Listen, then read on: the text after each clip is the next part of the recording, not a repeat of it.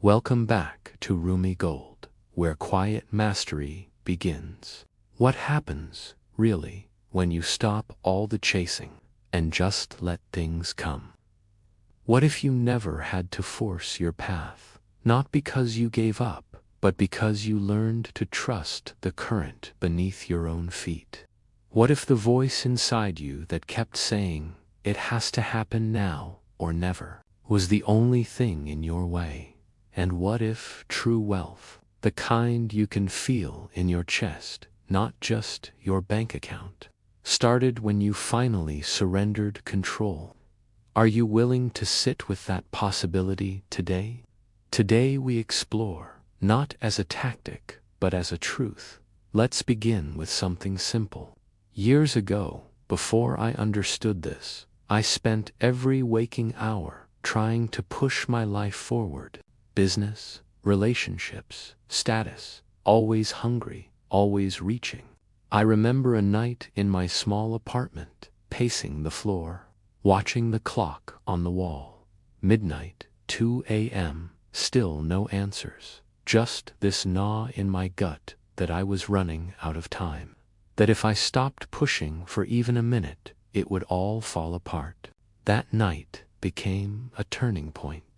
I sat down on the edge of my bed, hands in my lap, and asked a different question. What if nothing is missing? What if life is just quietly waiting for me to let go? It felt like pouring cold water on a fire that had been burning for years. The room didn't feel empty anymore. It felt wide, like anything could happen if I stopped trying to force it all. Let that land. Where in your life have you been running at a wall that never moves? What are you still chasing with that tight feeling in your chest, afraid that if you let go, everything will crumble? What would you do differently if you knew, not just as an idea, but in your bones, that you don't have to earn your place here by effort alone? You can feel the exhaustion of chasing, palms sweaty, jaw tight, morning routines with too many rules, lists that only get longer, talking heads telling you more, to become just, to finally feel enough. That's the cost of living against the grain. Not just tiredness, but a smallness. Every day shrinks a little, because you trade your own rhythm for the world's speed. You stop trusting the quiet cues. You forget how to breathe without planning the next breath. Eventually, even the wins don't taste sweet, only temporary, only proof that you have to do it all again tomorrow. That's the cycle, and you already know it by heart. Let that breathe. If you're here, you sense a different current. Most men never reach this question. What if I stopped chasing? Would life actually collapse, or would it expand? The mind will show you 1,000 horror stories, lazy afternoons turning to regret, opportunities passing by like trains at a station you missed. But there's another story flickering underneath it all. The story of the man who stepped back, took his hands off the wheel for a moment, and simply watched what life did with him, instead of at him. That's not passivity. That's a deeper kind of action. Obedience to a wisdom older than all your striving. Where is your own will running the show, instead of true alignment? Where are you obsessed with pace, but blind to gravity? Try sitting in a quiet room with nothing to prove. That's when the truth gets loud. You'll see how much of your energy has been spent on chasing approval, securing outcomes, managing the uncontrollable. You'll notice how few of your real wants actually came from you, and how much came from fear or someone else's blueprint. There's nothing to prove. Trust isn't lazy, it's focused. Like an old craftsman working slow, steady, without rush or noise. Like a clock moving at the pace it was built for. Not fast, not slow, just true. Every time you stop forcing outcomes, you create space for the right things to find you. Not because you quit, but because you moved into deeper alignment. It's heavier than it sounds, and it may feel foreign at first. You'll twitch for your phone. You'll want to double-check timelines, compare, spreadsheet your soul. That's normal. Let the urge come and stay where you are. Today, you taste sacred ease just for a minute longer. You let yourself be carried. You listen instead of calculating. That's the discipline. You already feel it. Even in stillness, everything inside you wants to move.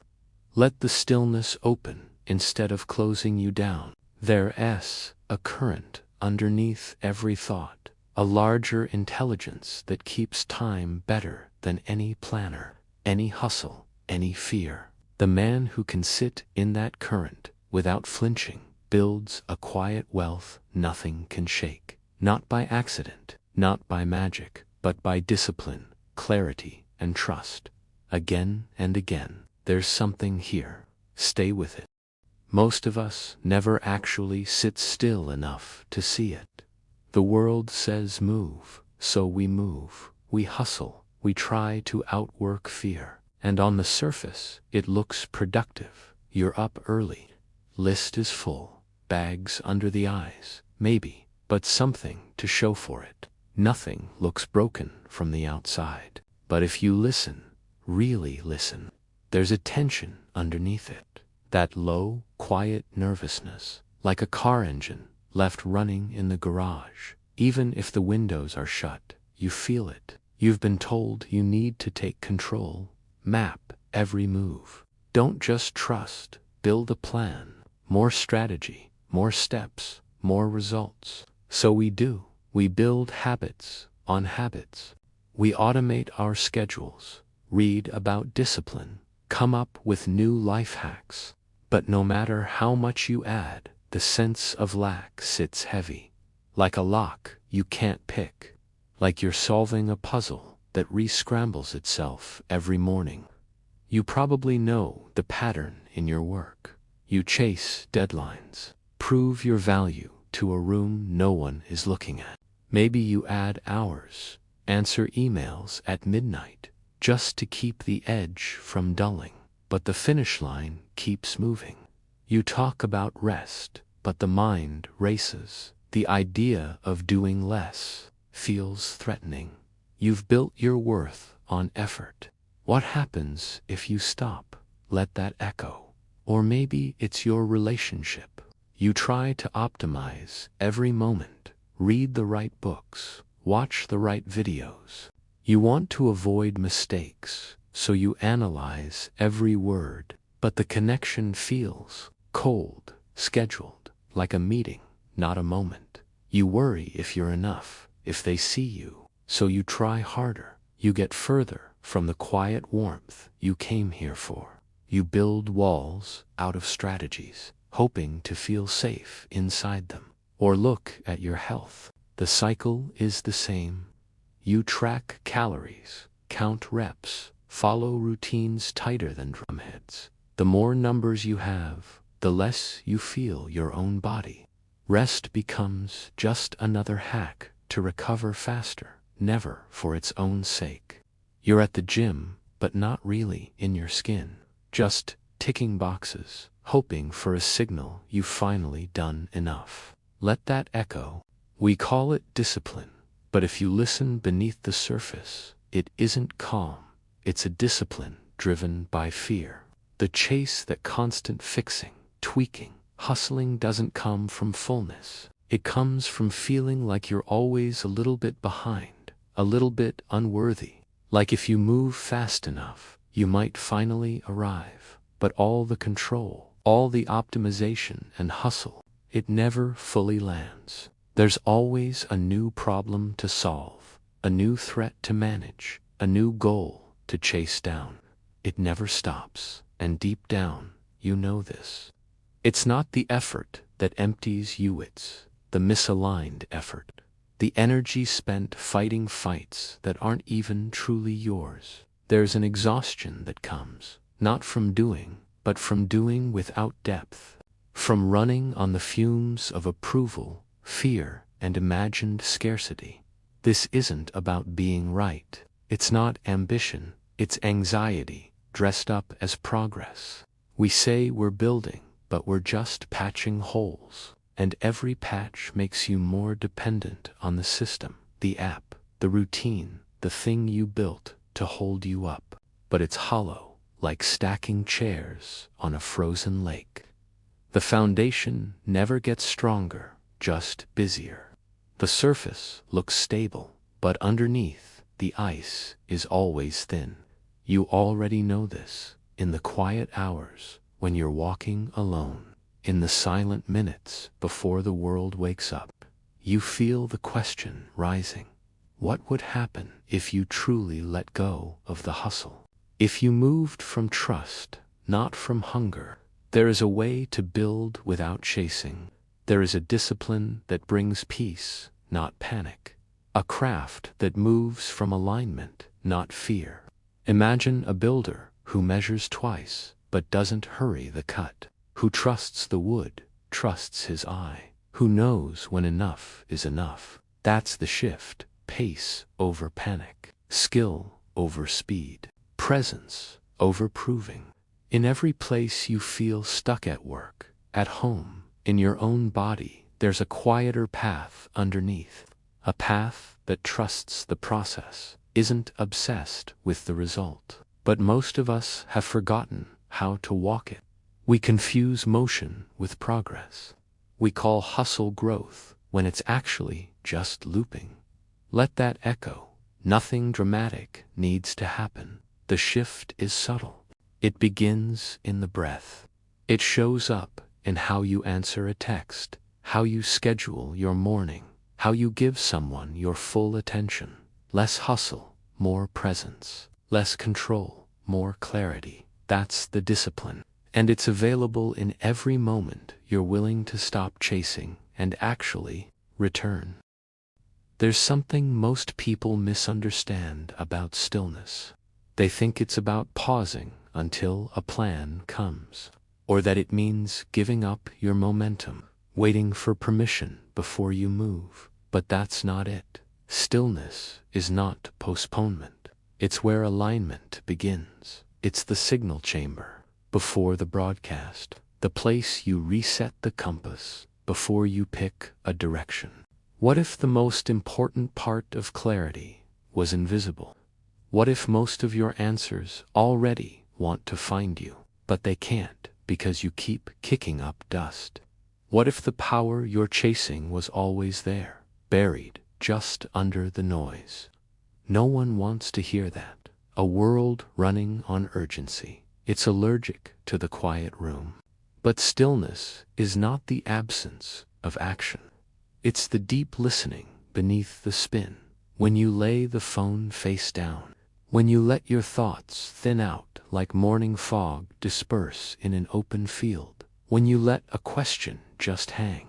You already know this. The best decisions of your life didn't start with more doing. They started with more noticing. Picture a seed in the soil. No one is judging it for being motionless underground. No one is yelling at it to grow. The wisdom is in the waiting.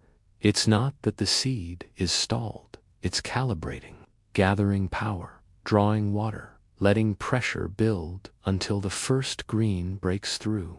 Quiet in the dark, but charged with intent. Most of us, you, me, weren't taught to pause like this. We were trained to chase the old script. If I don't act, I fall behind. If I slow down, I lose the game. But what if the game was always grown? In the invisible moments, let that land. I want you to think about the archer. The real shot isn't fired when the arrow leaves the string. It's set in motion. In the calm drawback, arms firm, eyes steady, senses attuned, the pause before the release is alive. Every micro movement means something. Pull too fast, you miss. Wait too long, tension escapes. The moment you let go, the real work is already done. The shot is set by the quality of the stillness. That's how it works with clarity, with wealth, with anything real. But the ego argues, action is what proves your worth. It says, if you're not moving, you're losing. The soul whispers something gentler. Receive, don't scramble. I know how stubborn that pattern can be. I've run that loop too. Not long ago, I was grinding on a decision that felt urgent, more responsibility than I thought I'd earned, money and risk both on the line. My head was running scenarios in circles. Every solution made the problem feel heavier. I kept thinking, if I just act, I can force this to work. Finally, out of exhaustion, not wisdom, I gave up for a day, turned off the music, left the house, walked, hands open, pockets empty, no agenda, no phone, no input, just the sound of my own breath, boots scuffing at the curb, the leaves overhead. An hour in, there was nothing left to grip. The urgency had burned off. The problem felt lighter, but I hadn't solved anything yet. Then, somewhere between heartbeats, it showed up. Not an idea, just a knowing. Don't force the conversation. That's it. Stop chasing. Let it reveal itself in its own time. It was so simple, so ridiculous. It made me laugh right there on the sidewalk, but it changed everything. When I stopped pressing, the answer arrived, sideways. 2 days later, the right call found me, not the other way around. All that effort, let that breathe. You've seen this if you ever watched a surfer waiting in the ocean. The water rolls, the horizon stays empty, the crowd gets restless. Some start paddling, trying to catch anything. But the one who knows, he sits. He feels the swell move beneath him. His muscles are ready, but he's not anxious. He's attuned. When the wave rises, he's already where he needs to be. The energy meets him. Timing is everything. Not hustle, but harmony. It doesn't have to be dramatic to be true. This is what changes. You learn to trust your own signal, not the loudest advice, not the algorithm or the trend. When you make room for true stillness, you begin to hear the whisper under the noise, the half idea hiding behind certainty, the easy yes that doesn't fit your future. You hear what doesn't belong and what might.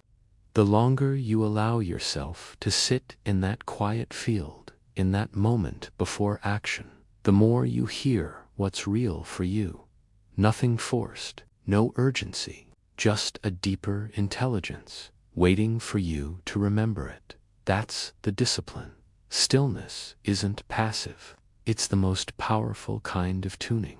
The intelligence that organizes every breakthrough, where you end the scramble and clarity begins. What if the world reflected who you really are, not just what you try to achieve? What if every dollar, every relationship, every breakthrough arrived in proportion to your internal state before you acted, before you chased? What if you never had to force an outcome, because the outcome was already echoing back what you embody right now? What if all your striving was just noise, when your frequency is the offer? Let's sit with that. Most of us live on a delay. We do. We hustle. We chase an image and hope the world picks up the signal. But the world listens to your core frequency, not your frantic output. You already know this. Think about the times you tried to prove yourself. Fat work, in money, in love. It felt heavy. The reward stayed out of reach. It's like a radio dial when you're out of range. All you hear is static. The clearer your station, the more the music comes through. Life meets you at your setting, not at your story. Take money. There's a reason the man who quietly expects wealth often attracts the opportunities, the deals, the clients. Even when he's not trying harder than anyone else, he holds the assumption that there is more than enough. He acts from a field of abundance, not because he read a book, but because he's lived it into his bones. He doesn't ask, "Can I afford this?" Doors swing open in response. This isn't about magic, it's about resonance. It's about the world responding not to your wish, but to your wavelength. But what happens when you chase money from fear? You count every dollar. You check your bank app at midnight.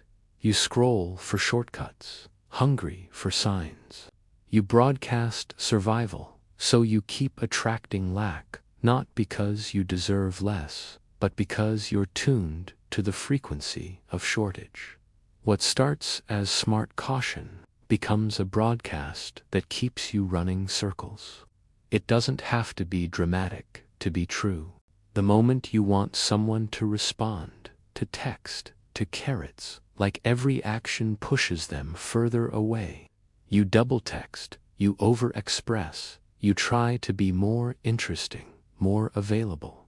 But the truth, that energy, that obsessive search for reassurance, is a repellent. Contrast that with the man who is rooted in his own value. He's not waiting by the phone.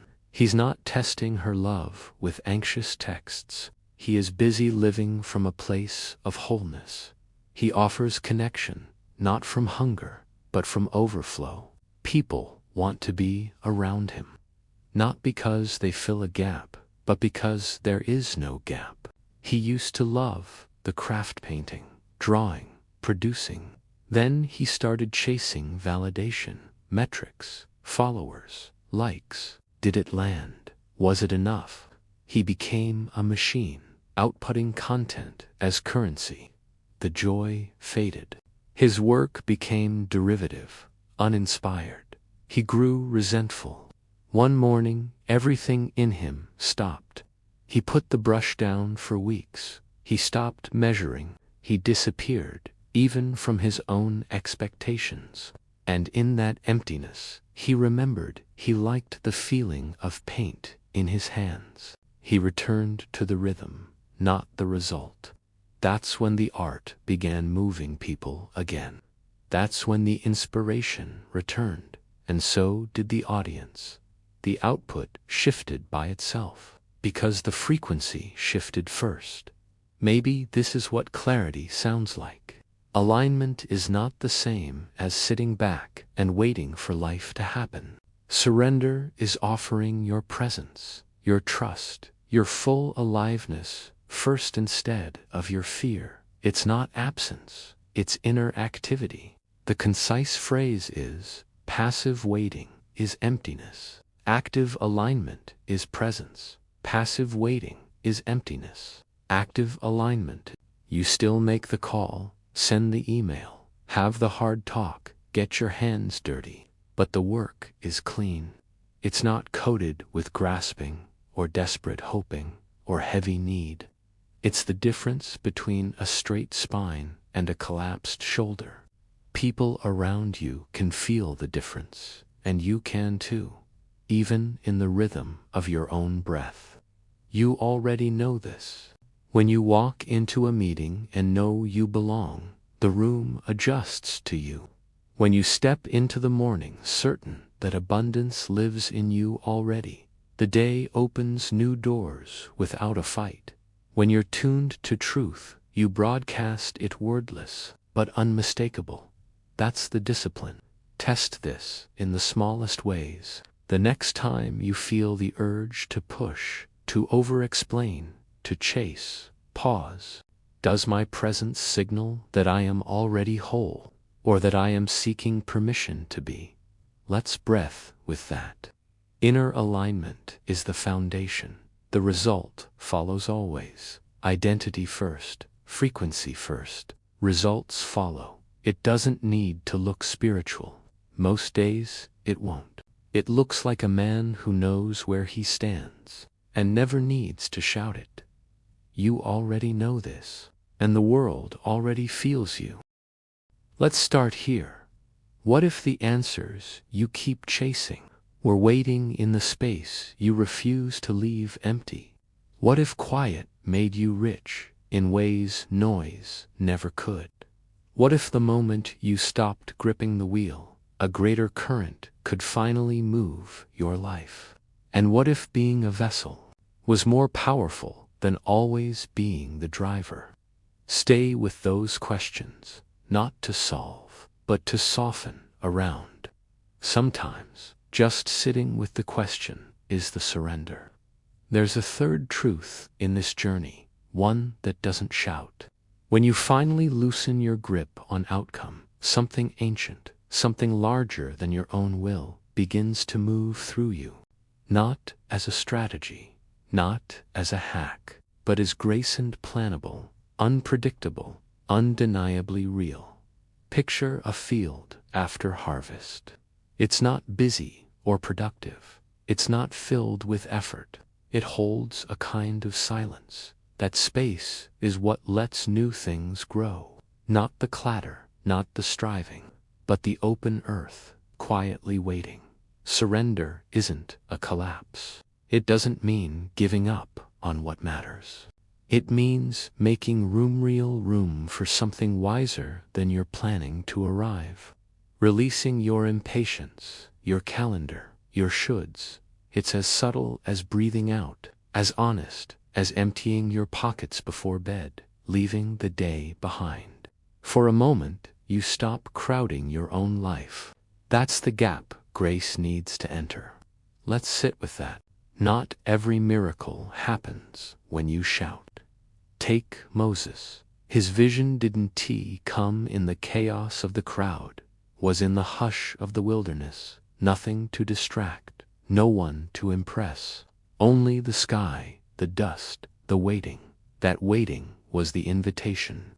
You already know this because you've felt those moments.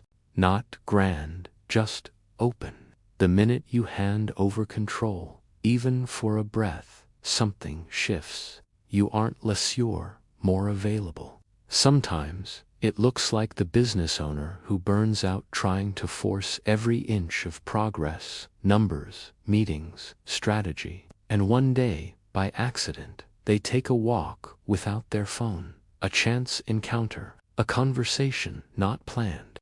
Suddenly, the right investor appears. Not chase met, that's grace. You can't script that, and it isn't a transaction you can force. This happens everywhere. The artist, the parent, the friend who finally pauses their fixing and notices what wants to happen, not just what they want to happen.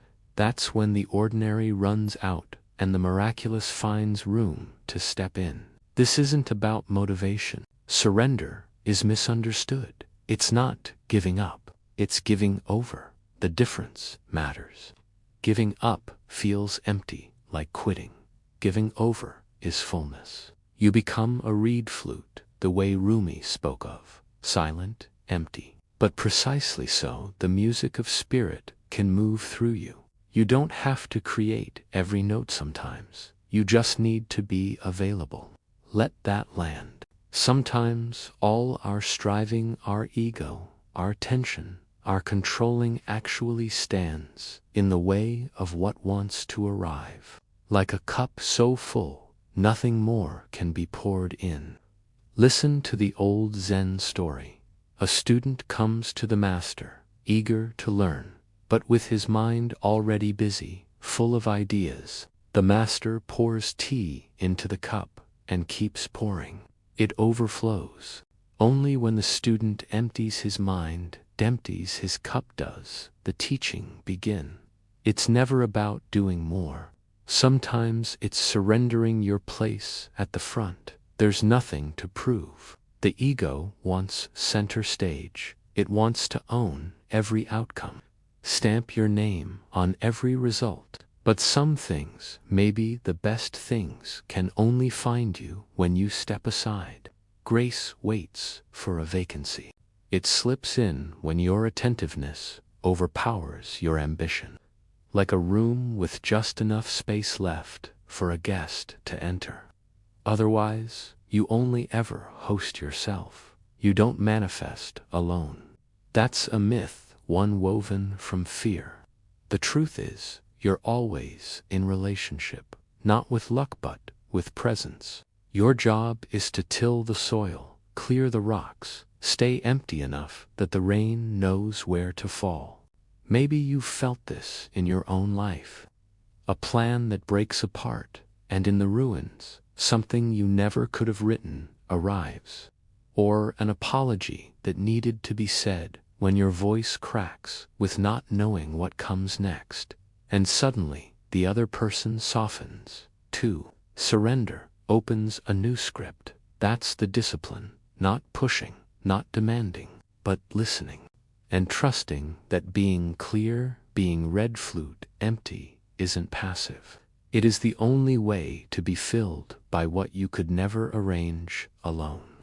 It's the quiet skill of the master craftsman who leaves space between the boards, knowing wood expands and contracts. The architect who preserves a courtyards so the building can breathe. The martial artist who yields using the opponent's force, not out of weakness, but wisdom. Surrender isn't weakness, a recovered strength. It's the confidence of emptiness. And that's rare. Maybe this is what clarity sounds like. You're not waiting for the world to move. You're making space for the miraculous to choose you. Because it's one thing to talk about trust, but it's another thing entirely to live it. It feels like walking into a quiet room after a storm, letting the noise die down in your muscles, letting your jaw unclench, letting your hands rest gently on the table. No gripping, no fidgeting. To trust you, let yourself inhabit the moment, no strategies running in the background, no panic in your chest. Maybe you already know how this lands. Maybe this morning, the world was already pulling you forward. Emails, expectations, another imaginary finish line. But trust is what happens when you put your phone down. Step outside and let the morning speak for itself. The light doesn't hurry. Grass won't grow faster if you watch it. The air in your lungs moves at its own pace. This is alignment, not accident.